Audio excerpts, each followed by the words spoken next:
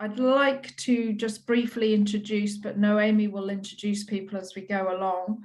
So we have a couple of very happy to have a couple of our cheese experts here from Spain, and they're zooming in live from Spain. So we've got Beatriz, who is a Manchego expert, and then we have Maikel, who is also blue cheese, Spanish blue cheese expert, and Sarah, the lovely Sarah, is sitting next to him to translate some English when we need.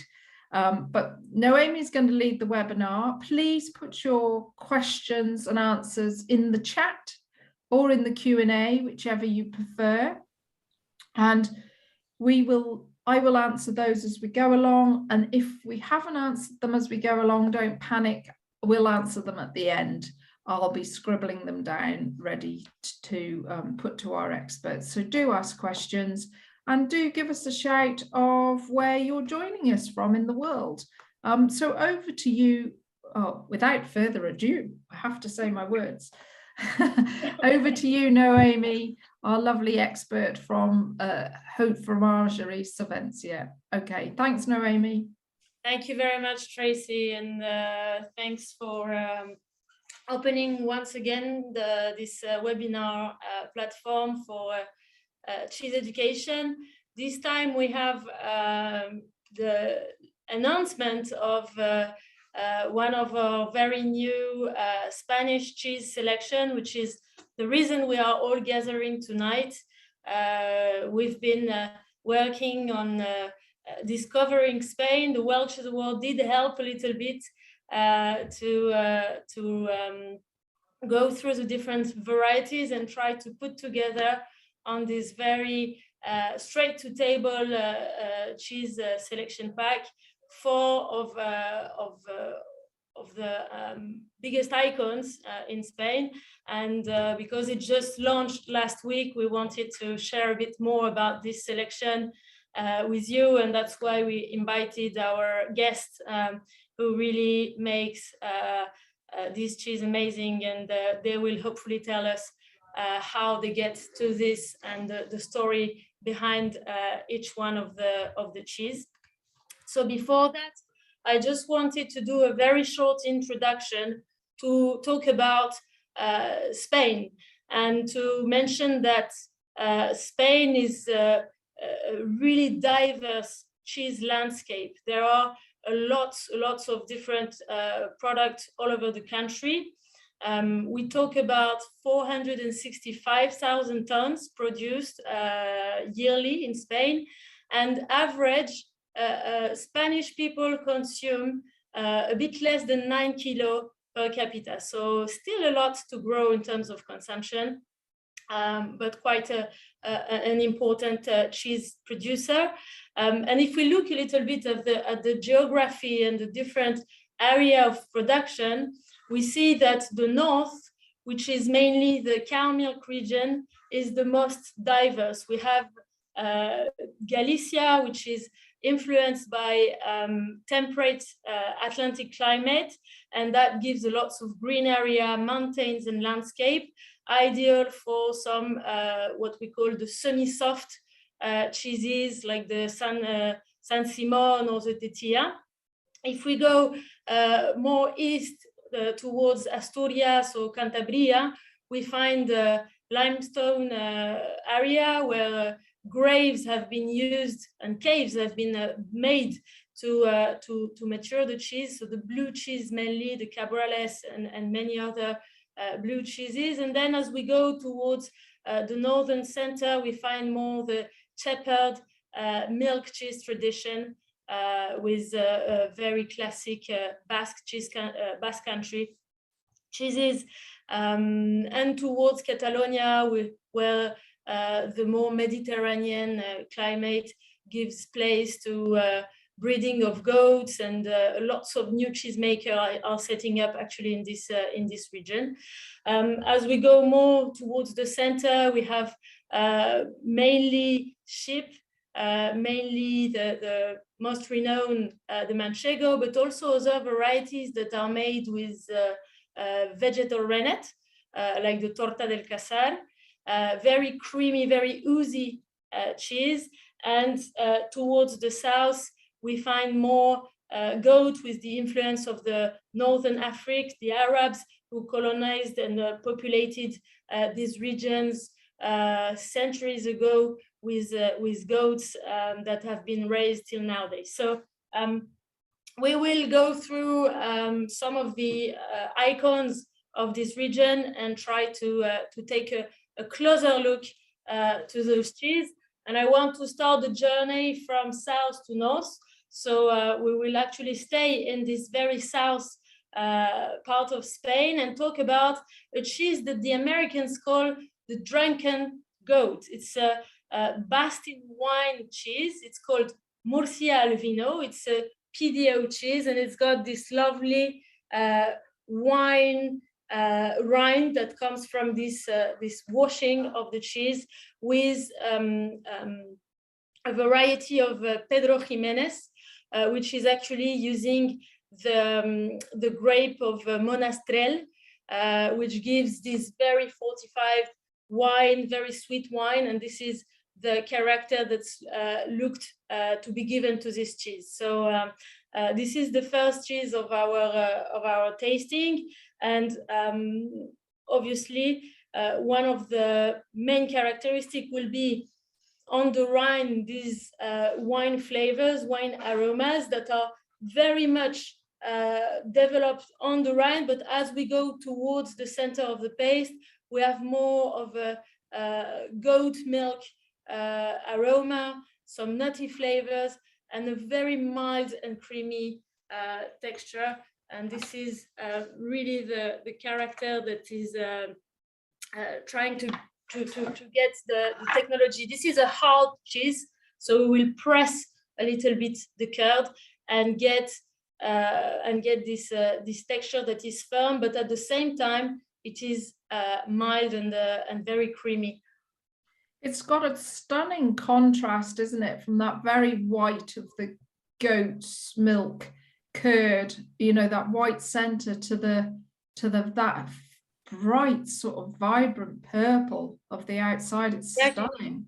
And the contrast that you can see on the visual aspect, you can also find it on the mouth, because if you start eating the cheese from the center, you start with lactic notes, with some goaty characters we mentioned, and as you get to the rind, you got these wine flavors. You feel more of a kind of a cellar, aroma. Very, very interesting cheese that we recommend to pair with a regional one from Spain. Ideally, a soft and light body. So we will go more for white rind. We find Rioja that are white. The Crianza version of white Rioja works really well with this cheese. And if we want to go for a more red wine, we should go for light body wine. So Pinot Noir is one of the good match that we've tried.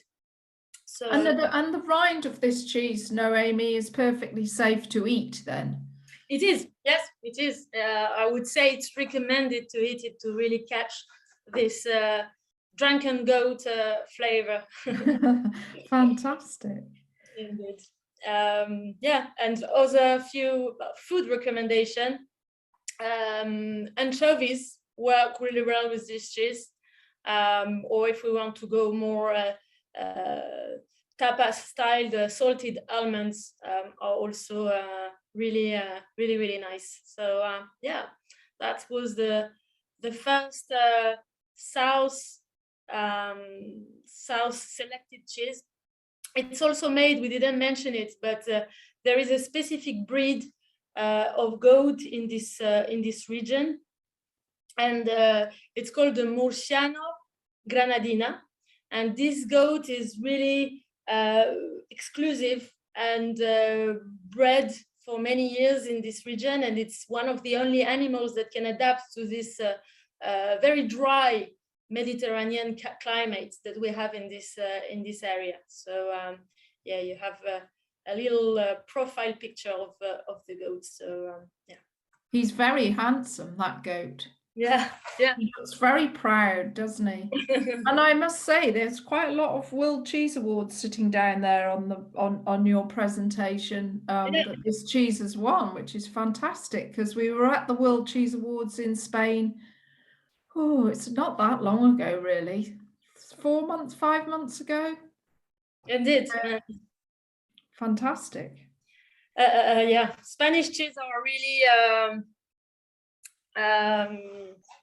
on the good, on the good wind. They are getting this. I think in terms of quality, they're really getting there, and there's a lot of development as well in varieties. The cheese that won Queso y Besos is a very new, cheesemaker that is doing great products. So it's good to see that the Spanish landscape is really growing, and I think quesería Prestes that we will hear at the with the blue cheese will show us a bit of these new cheesemakers that are trying to do things a bit differently. Fantastic. So I think we're now ready. Our palate is now prepared to get to the next level, which is the classic Manchego that we couldn't not have in our Spanish cheese selection. And for that, we've selected the Manchego from Arias cheese creamery in Albacete. And today we have one of the experts of Arias, of Casa de Campo. She's Beatriz. Beatriz has been for many years working in this factory, and will tell us everything, not only about the Manchego we've selected, but also more generally about what is Manchego and the story behind and the terroir behind this cheese. Over to you, Bea. Thank you, Naomi, and thank you, Tracy, and good afternoon to all of you. Maybe Manchego is the most popular cheese, PDO cheese from Spain. Well, welcome to all of you to Manchego land. Okay, as you know, Manchego cheese can only come from 4 parts of the 5 divisions of Castilla-La Mancha. Castilla-La Mancha, also known as the Heart Spain. These 4 parts are Cuenca, Toledo, Ciudad Real, and Albacete. Maybe Albacete and Ciudad Real the most important producer. All the production batches are controlled by the Manchego Regulatory Board to assure it fits the process and composition exigencies of the PDO. Among the requirements to be respected by the producers are ship milk from the sun. We can use raw or pasteurized milk, and at least 60 days of maturation is for the large cheeses, and 30 for the 1.5 kilo cheeses. If you want, you can play the video. It's a little video. You can see a little bit of production of Manchego and La Mancha. Okay, I present to you La Mancha. Manchego is dated from the Bronze Age in Castilla-La Mancha. Manchego etymology comes from Almansa in Arab, which means dry earth, and refers to arid lands and plain topography of this place. This is an area of extreme climatic condition. We go from a very warm summer climate to devastating frosts in the winter. Vegetation, there is the main food for use, whose milk is used to produce Manchego. Mancha sheep breed has developed a high rusticity level that make the milk unique in its composition and flavors. These milk are more fat and protein matter than others used milk. It's impossible to talk about Manchego cheese without referring to Miguel de Cervantes and his most famous work, Don Quixote, in which the many references to this product demonstrate the importance of Manchego cheese in gastronomy. If we talk about process, the process starts milking the sheep in the milking rooms, where modern technology plays an important role in control and hygiene. Once the milk is obtained, is immediately filtered and refrigerated to 4 degrees Celsius, at the 4 degrees Celsius. Afterwards, the milk is taken to the curdling baths, where is curdled using natural rennet or other coagulating enzymes. When the curd obtains a suitable consistency, it's cutting until a grain between 5 to 10 millimeters. When the grain has been obtained, it's shaken and slightly heated to facilitate the removal of the whey and the separate of the grains. The curd is then immediately put into cylindrical moulds. Sometimes it's covered or not with a cotton cloth to facilitate how can I say, la salida del queso. The draining of the cheese. Yes, and the exit of the cheese from the mold. Yeah. Okay. And inside of the mold, at the characteristic drawing of ears of wheat, reminiscent of drawing made by Sepper in the past, with wooden planks and sparto grass. The mold are pressed, and this is when the first identification is put on the Manchego cheese, is the casein tab, where the words Spain, España, and Manchego appear together with a series of numbers and letters to individually identify each cheese. After pressing and mold removal, the cheese is sorted, immersing it in brine. Then they go to maturing rooms and chambers with the system that guarantee the identification and the traceability. Sometimes the service of the denomination of origin regulating council certification carry out periodic audits and inspection on cheeses factory to check that they comply with the requirements established. Even the laboratory carry out physical, chemical, microbiological analysis in the Manchego cheeses, and the testing panel makes a sensorial analysis of the cheese. Sometimes they react in batches that not meet the minimum established requirements. Sometimes as the external appearance, smell, taste, and texture. And we must have to pay special attention to the imitations. To identify real Manchego cheese on the market, you should look at its identification. Is the number counter label on the top of the cheese, and the opposite side is the casein label. Okay, and attention, because sometimes on the commercial labels we can find allegorical graphic elements of La Mancha, like Don Quixote, Sancho Panza, wine mills, that can lead the consumer to think that it's Manchego cheese. Even the sales points with the use of price holder and offers using the term Manchego with expressions like soft Manchego, Manchego type, another kind of expressions like that. And that all contribute to confusing the customer even more. And the most important is the fraud.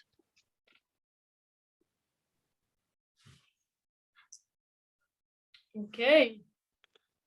Okay, if you want,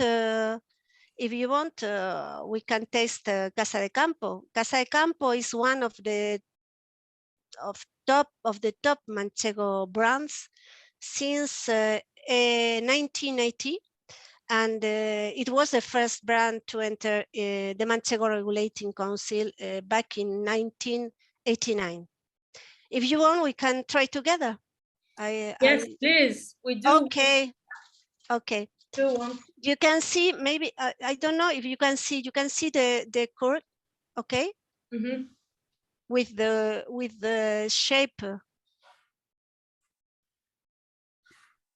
The shape of the hampers that they originally used, isn't it? Yes, yes. And the color, it's a hard cheese with a firm texture. I just take my little pieces of cheese. It's a hard cheese. Yes, it's easier. With a firm texture and some holes with inhomogeneous distribution. Okay, you can see, maybe, I don't know. Yeah. Okay. I'm showing it as well. We can see very little holes, very little opening, a bit like in the cheddar, actually. Okay.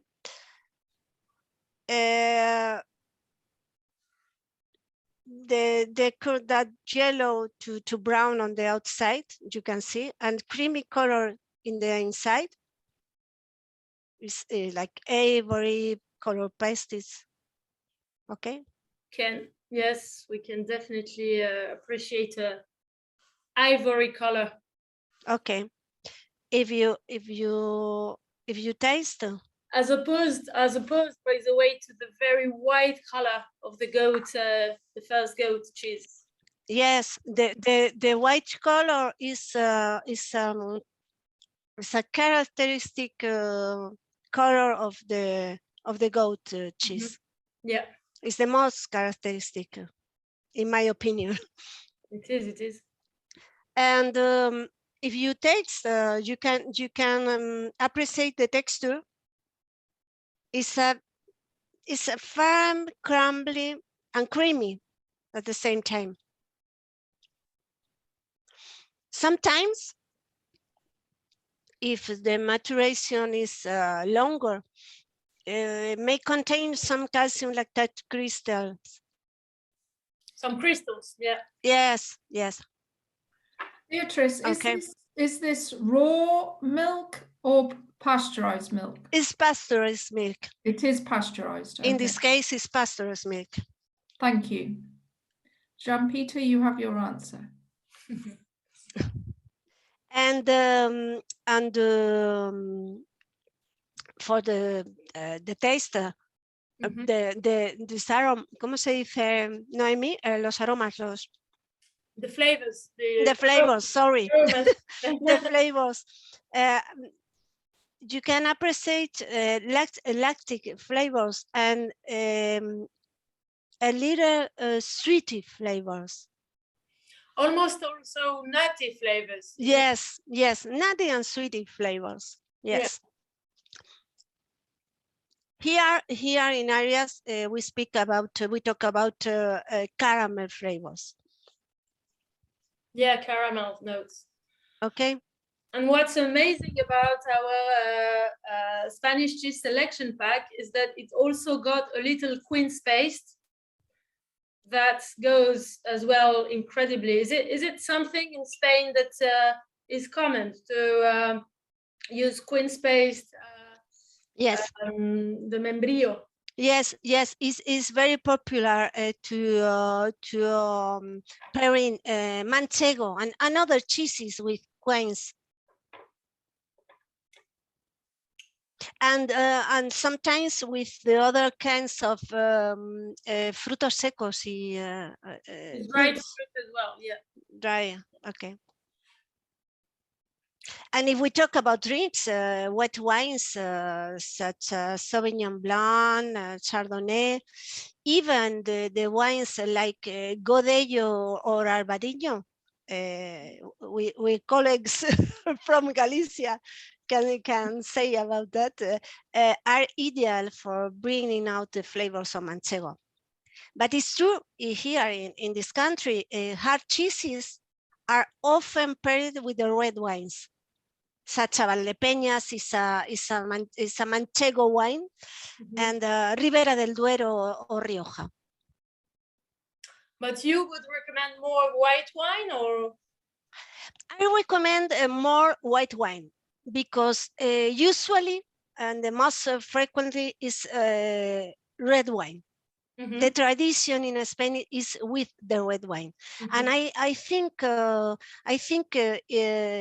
cheeses with the other kind of pairing can be more appreciate the flavors. Yeah, I would agree. I would agree. I think Manchego is intense, but is subtle at the same time. Even cava or champagne is good for the hard cheeses, like Manchego. Okay. I hope you enjoyed the product. We have people in the chat. Jekterina is saying Albarino is very good. Yes, yes, I love it. I agree with that. Yes. A good Albarino is super. I think it's the fruitiness, the very green fruit. Yes, and it's a wine we must taste very cold. And this mix between cold and the cheeses is more or less it's not hot, but it's a temperature ambiente. I don't know. This is a good question for you, Beatriz. Katie is asking whether the Manchego is gluten-free. I can understand. Sorry, Manchego gluten-free. Yes. Casa de Campo is gluten-free. Excellent. That's what we like to hear. At least Casa de Campo. The other there are a lot of brands of Manchego. And is this the only cheese that you make at where your factory? Is this the only cheese, or you make? We made another kind of cheeses. We have 5 factories, but our factory Manchego PDO is in Albacete, and we made Manchego Casa de Campo and another kind of cheese, goat cheese. I don't know. Maybe I don't know. Noemi, if they know. Ronda okay. de cabra. Sí, el flor de ronda. Flor de ronda. Flor de ronda. It is another. It is actually inspired by Manchego, but using the goat milk. Yes. Okay. Yes. Excellent. Next time we'll have that one. Okay, maybe. Okay. All right. Okay, thank you very much. Thank you very much, Beatriz. And yeah, thanks a lot. I know you have a lot of work, and it's slightly later for you in Spain. So if there's no more question, Tracy, I think we will receive. Yeah. We have actually just one question, which is actually a very good one with this cheese, from Teresa. She's asking, can you eat the rind? No, not in this case, because it's a rind. I don't know, pinto rind. Yeah. With the protection, the plastic protection. Yes. Yeah, it's protected painting. Yes. So they use similar to if the guys that were following the Meet the Competitors and the Affineur of the Year competition. Tim from Lincolnshire Poacher uses a plastic coat, we call it. Yes. So it is like painted on. It's food safe, but it actually protects the cheese while it's maturing, the rind. Yes. And Manchego has been using this for quite a few years now, hasn't it? It's this one is 6 months. Oh, okay. No, yeah, I think you're talking about the maturation time of the cheese. Oh, okay. Okay. Yeah. Yes. But the how long have we been using the painting for, I think. Ah, sorry. No, we use yes, and then in the hard cheeses of long maturation is very usual. Okay. Yes, It's very usual. because it's protect the cheese from the ¿cómo se dice? Mold and yeast. Yes.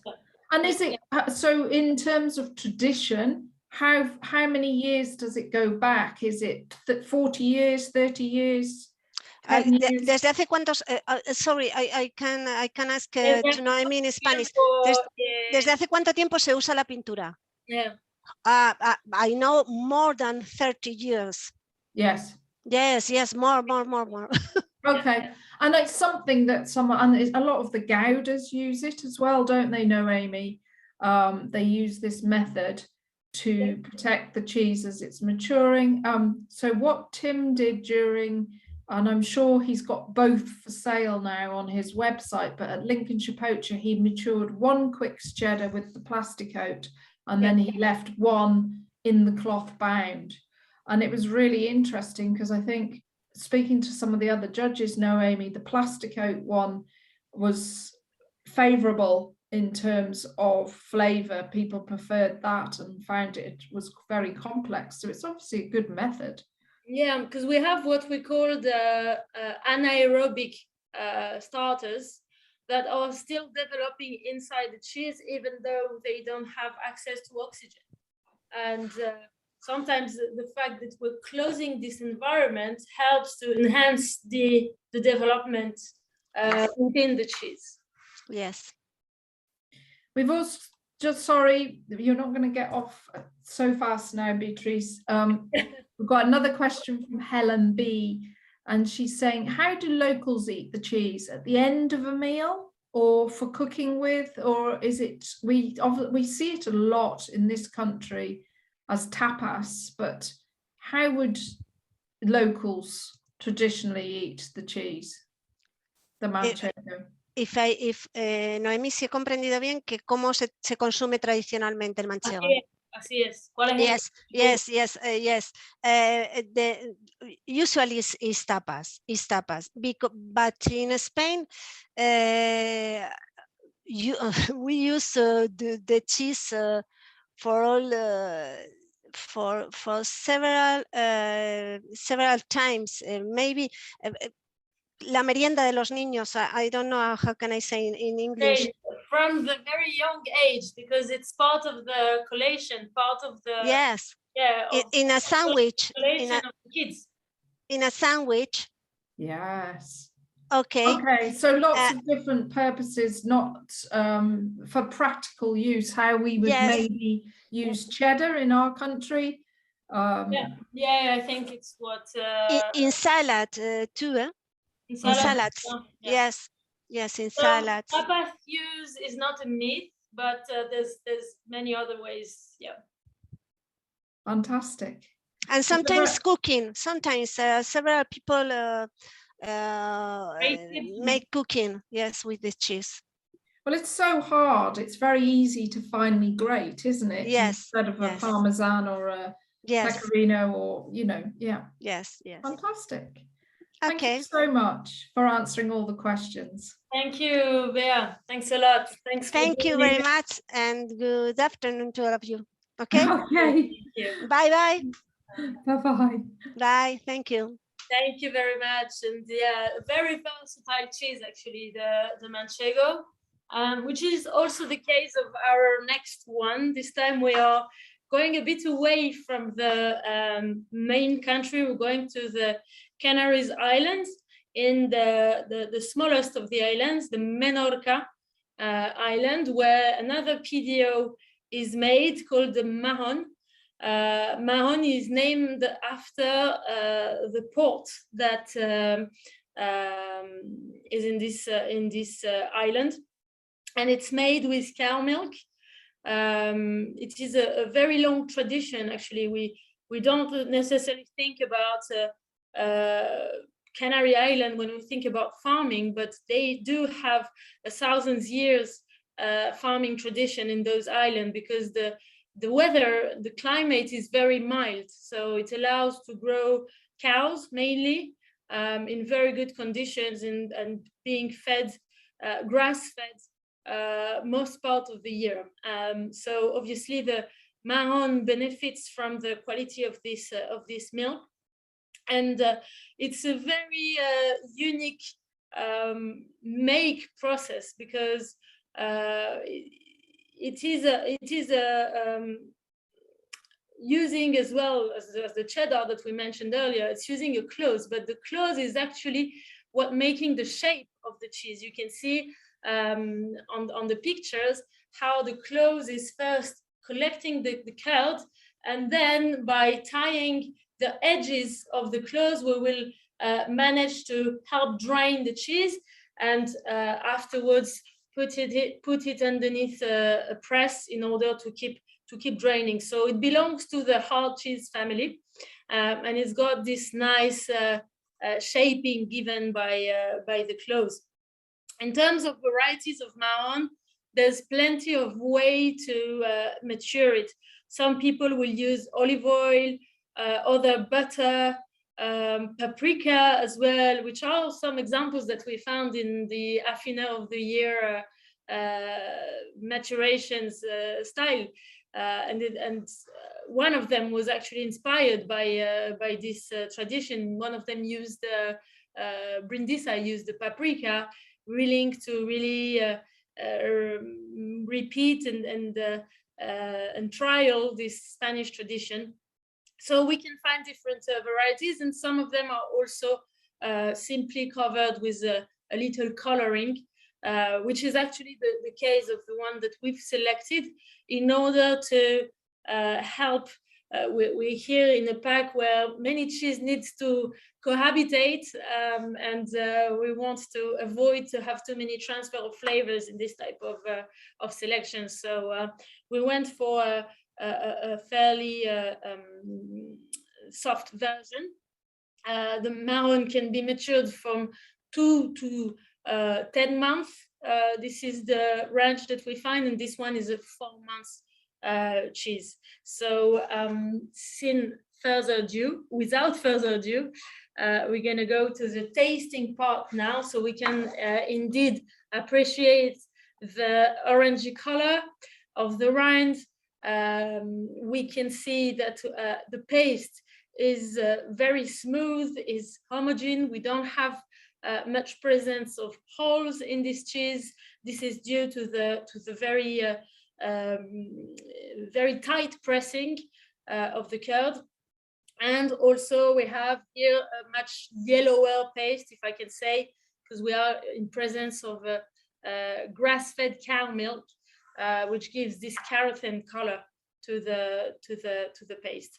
So on the nose, what really comes first are these creamy, buttery flavors, and a little bit of dried fruit.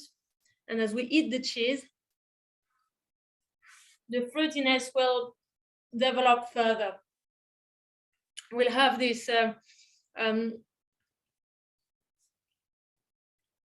kind of stone fruit character, apricot, peach character, and also some dried fruit flavors, like the hazelnuts coming as the flavors develop in this cheese.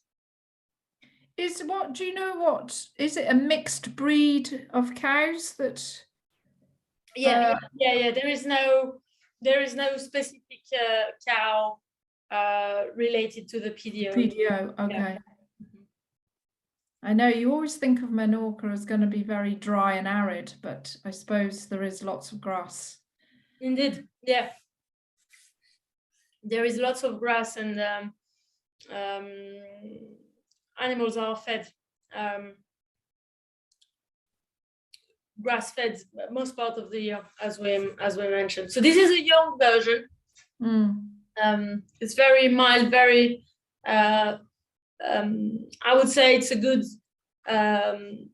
entrance into the Mahon Menorca world. And it brings as well some contrast with the other cheese of this little bold selection. And again, we want to have Chardonnay style. I think can be Chardonnay from the same Spanish country, or we can go as well for some Burgundy Chardonnay. Chablis would go very well with the Mahon. And again, I think we can repeat ourselves with the little quince paste on this one. That is definitely a secure match with most of our cheese. I think when everybody goes on their Spanish holidays, which we're all going to be grateful to be going back on again now that everything's clearing away, you see those big blocks, don't you, of quince paste, which is quite solid. And I think the quince that you have in your in the Haute Fromagerie is nice and soft, isn't it? And a bit more almost not a chutney, but towards that. It's kind of a jam texture. It's not as firm as these blocks of paste that you refer to. Yeah.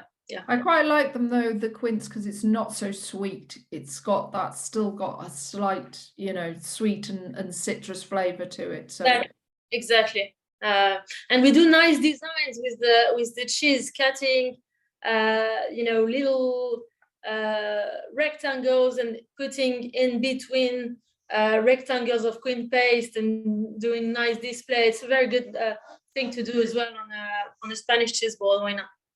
And all the tapas and the designer cheese plate people go mad for it, don't they? Indeed. I've seen recently Laurent Dubois, a French cheesemonger, who's done it with Roquefort. Oh, nice. Cool. But let's stay in Spain. Let's actually go to the second generation we have with us of this Spanish family who's running Prestes company. We have with us Maikel and Sarah, who are based in Galicia, where this company is based, where the factory is, where the maturation rooms are. It is obviously a long family tradition, but also lots of creativity for the region where they are to make this lovely mixed milk blue cheese.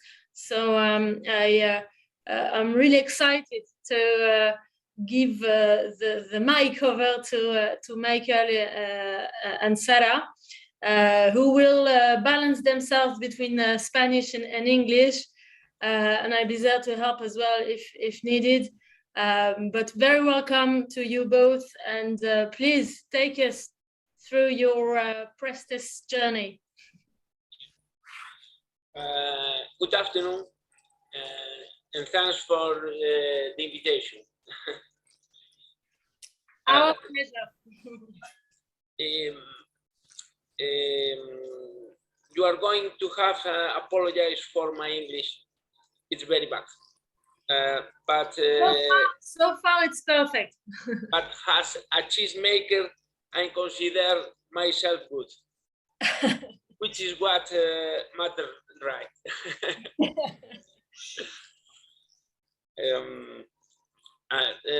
The history of the Prestes, its situation in the northwest of Spain. It's in the center of Galicia. It's a typical ¿cómo se dice? Es una contradicción de ganadería, ¿sabes? Tradition of ganadería, agricultura. Yeah. It's a cow raising area mainly, as we mentioned at the beginning. The north of Spain, towards from Galicia towards the Pyrenees, is mainly cow milk. Galicia and Lugo is the first production of cow milk. Yeah, the Galician region is the first one. Yeah, indeed. 60% of producing in Spain of milk cow. Mm-hmm. Yes, Prestes is a family factory. Was born in 1991. It was difficult times and subsistence agriculture predominated in the area. This year, the couple formed by Remedios and Marcelino, my parents, make the decision to move for making cheese manuality to sitting at first micro enterprise. Yeah. Okay, he started really to make cheese for his own consumption, and then became a little factory. Over the years, the company grew until 1996. After finish my studies, my sister and I decided to place bet and make cheese making our livelihood.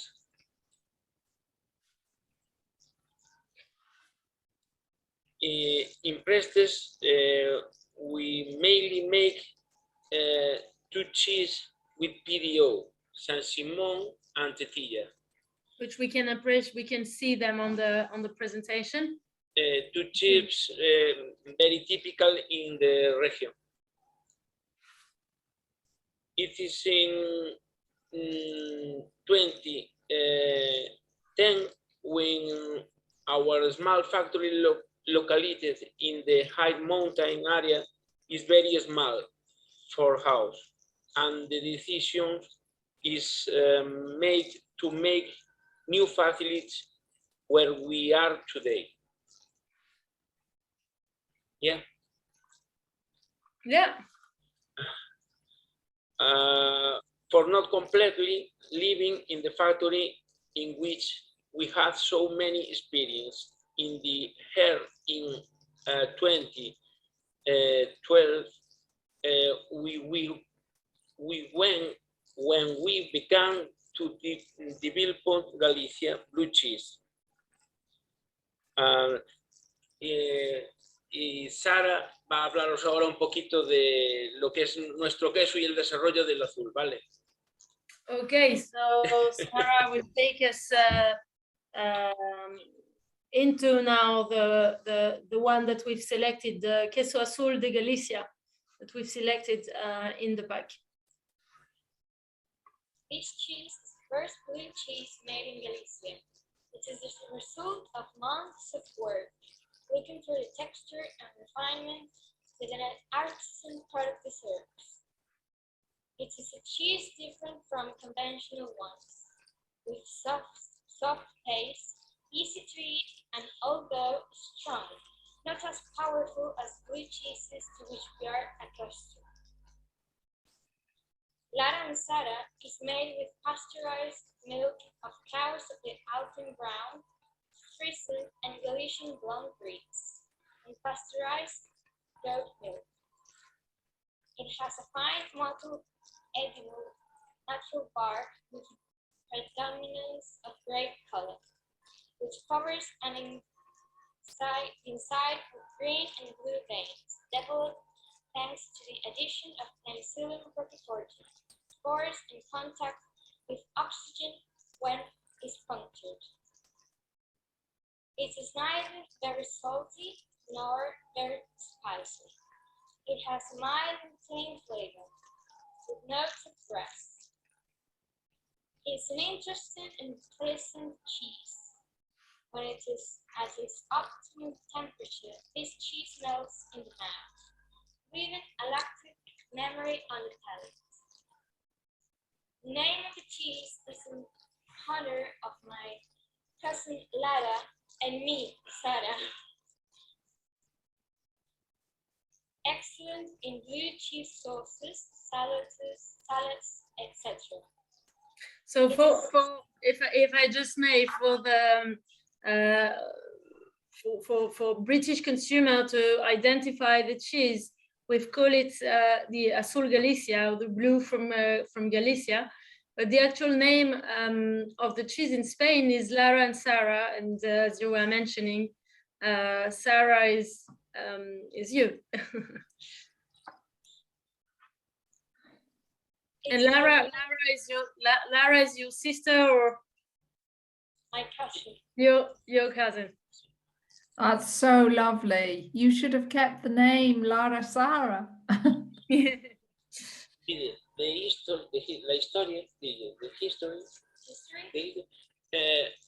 Cuando cambiamos de la fábrica vieja para la nueva. When we changed the old factory to the new factory, was the year when Lara born. No queríamos abandonar la fábrica vieja totalmente. No queríamos abandonar la fábrica so they totalmente. changed from old to a new factory. Was it in 2014? It was in 2014, 2014.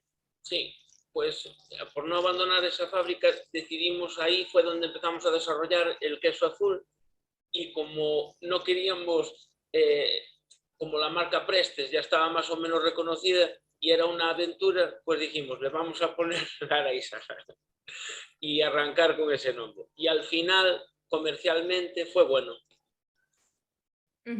So you decided to grow with this new creation and keep the brand Prestes more for your classic San Simon and Tetia cheese, and give now a new name using Lara and Sarah, which really came all together as you changed the factory in 2014. Fantastic. And what that rind on your picture, I haven't got any of the cheese with me tonight, but the rind looks very knobbly.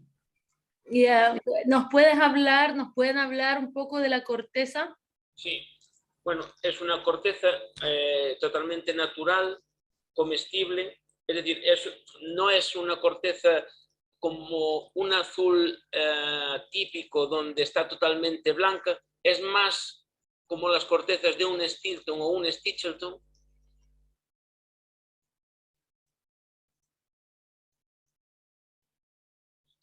Oops. And this is sorry, Noemi, I think you've frozen. Sí. I think Noemi's frozen on us. Sí, bueno. Don't go. We need her to translate. Sarah, are you able to translate that? Help, Noemi. It's a natural rind though. Oh, I think we've lost Noemi on the internet. No worries. So it's a natural rind, yes? So the outside, so people can eat the rind. Yes, it's a natural corteza, right. It's similar rice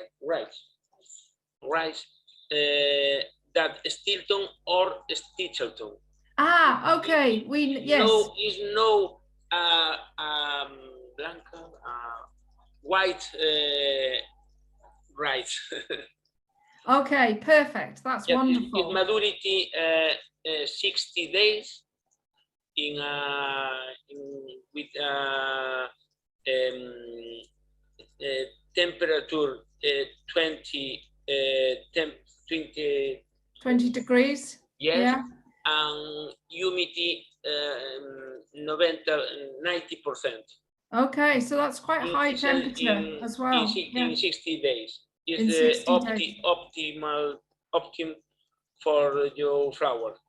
Well, you must make, you are, as you said at the beginning, you are a fantastic cheesemaker, because we are getting so much feedback in the chat of people are saying, this is the best cheese in the pack. This, out of the 4 cheeses tonight, yours cheese is the best, is a fantastic flavor. Well, it's a new cheese. Is the el último queso, the last cheese in the factory.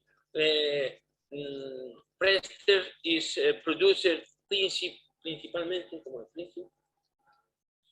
the first production is San Simon PDO, and the second produce is Tetilla PDO, and the 3 cheeses Laran and Sarah blue cheese. Fantastic. And I see before Noemi, we lost contact with Noemi and her internet.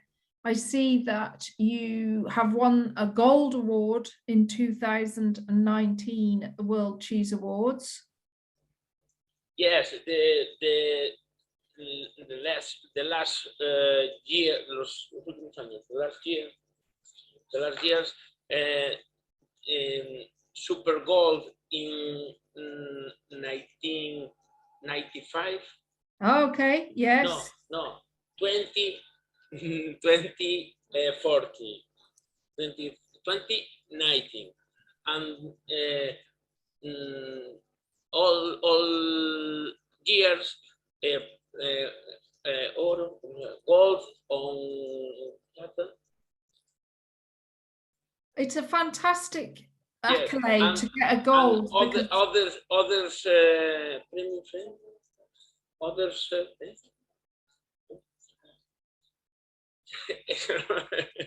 No, you are. It is a really good. What I'm saying is, it's fantastic. It's not easy to get a gold award at the World Cheese Awards. So congratulations on that. We have the lovely Noemi back.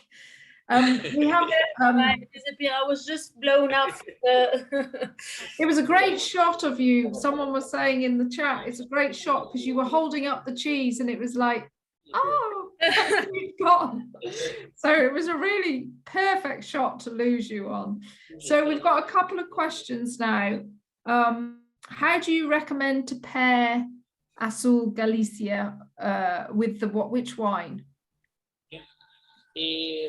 Red wine and I saw vermouth on the picture. Dulces.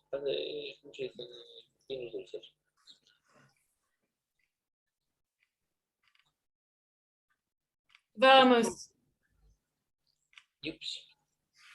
Strong wines and vinos dulces, sobre todo. Yo es lo que más Yeah, sweet wines, sherry, vermouth. Vermouth is fantastic. It's one of my favorite drinks at the moment. And there was another question there. Thank you. Noemi, any recommendations from you? No, I would insist in the vermouth and say that the port and the Stilton will also work with the Lara and Sara or the Azul Galicia. It's a good pairing. The port or any sweet wine, late harvest, the Sauterne, Riesling very well as well. Okay, and Miseo is saying can go with the famous Rivero wine. Rivero del Duero. Yeah. Yeah, of course. Yes, on Mencia is the red wine in the center of Galicia. Mm-hmm. Yeah, red wines with strong. Yeah, we want to have strong red wine. Mm-hmm. And what about any Spanish? Which Spanish specifically? Claire is asking. Any Spanish sweet wines you could pair it with specifically, so that you kept the Spanish theme. Mm-hmm. Pedro, what we call the Pedro Jiménez. Un Pedro Jiménez o Pedro Jiménez style. O un viña costeira dulce. Viña Costera Dulce. This is the name. It's a sweet. Es un vino muy dulce, de pacificación de las uvas, y con esas uvas pacificadas, se realiza ese vino dulce, que es una joya, o sea, es una maravilla. Y con este ¿Dónde queso se hace? se hace en la zona entre Pontevedra y Orense, hacia el sur. So from the south, Lorencia. ¿Cómo?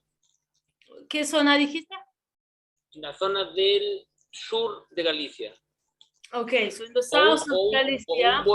Un buen porto del norte de Portugal, pues también está bien. En el sur de Galicia se hace un vino dulce llamado, in the south of Galicia we find a sweet wine called the Viña Costero, or in the north of Portugal, the nice port wine. Yes, I can see, very close by. Okay, fantastic. It's been, we're up to time, aren't we? Wow, that's gone fast. Yeah. That's gone really fast this evening. Does anybody have any more questions? Someone's asking, when will someone write a book devoted to Spanish cheese?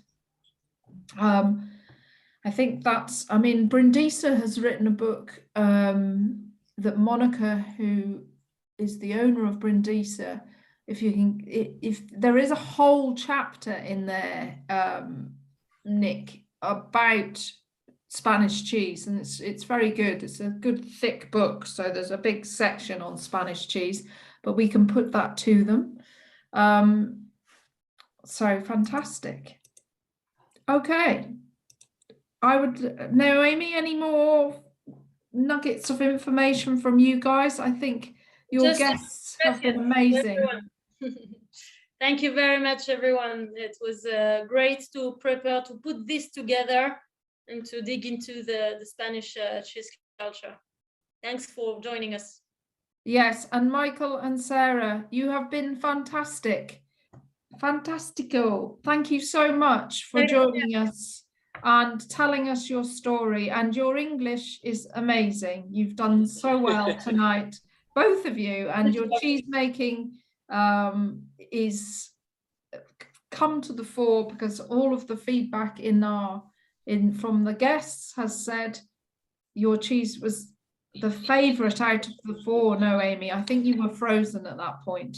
Okay. I'm inclining towards, esperamos haber sido útiles, ¿vale? Very useful. Yes. Very useful, Michael. Thank you. There's a couple of people asking where you can watch the recording of this. Well, we send a link out afterwards to watch straight away. Later this week or next week, we are launching Cheese TV. So all you Academy fans, look out. It's very exciting. Just trying to get my head around it. But it will have lots and lots of lovely content all about cheese, and we hope that you enjoy. We've just had Judith here, who's joined us from Western Canada, I think there, so from all over the world. Thank you so much, everyone. Enjoy your evening, and we'll see you next time. Thanks, everyone. Thank you. Take care. Thanks, Noemi. Hasta luego. Bye-bye.